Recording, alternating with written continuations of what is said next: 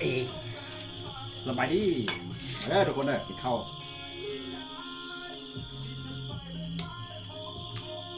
โอ้ครับข้าวโจ๊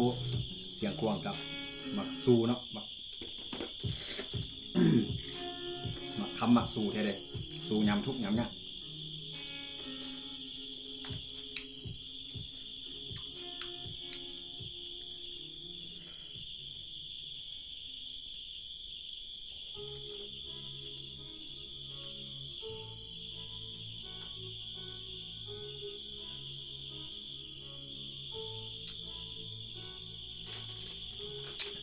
เด้อ ข้าวแดงอะไร พี่น้อง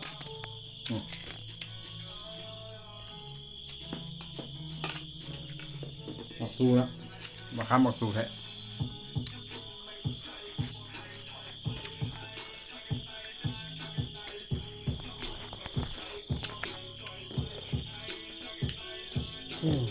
กล้าพูดเลยได้กินข้าวโจ๊แล้วก็ถือว่ารอดโควิดเนาะ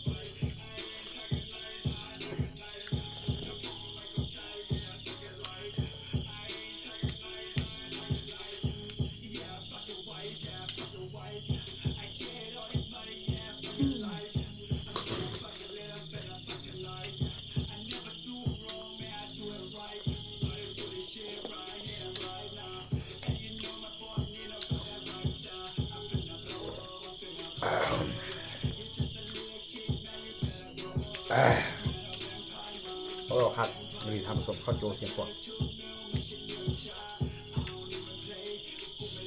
โอ้ย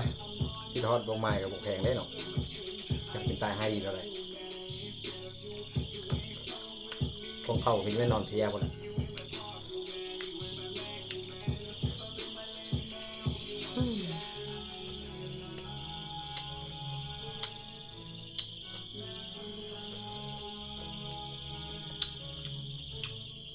ครับเอลี่ทานผู้ส้ม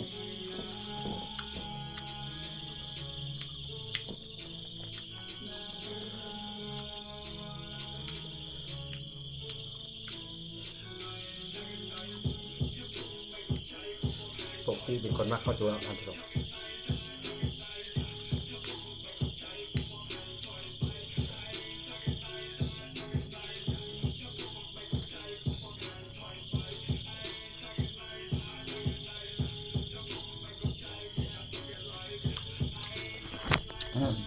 ความแซ่บดูรสมือ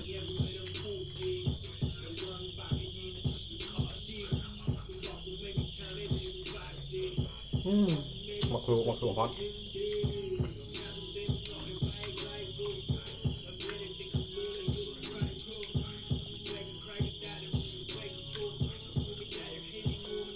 ครับแท้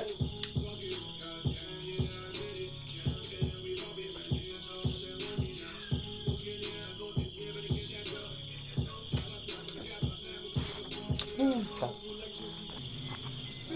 ไปกินข้าวแซ่บกันใช่ไหมกินข้าวลูกเนาะจะเป็นตายให้ดีจะไรแล้วจะภาวนา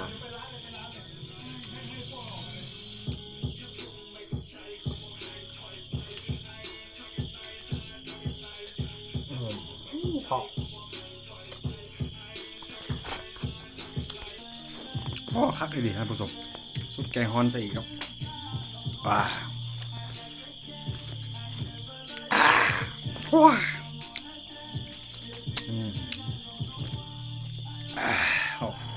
ยังตับเนาะเอาโจ๊กเอา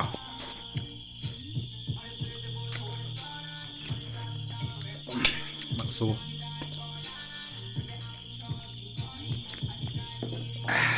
งัวเอา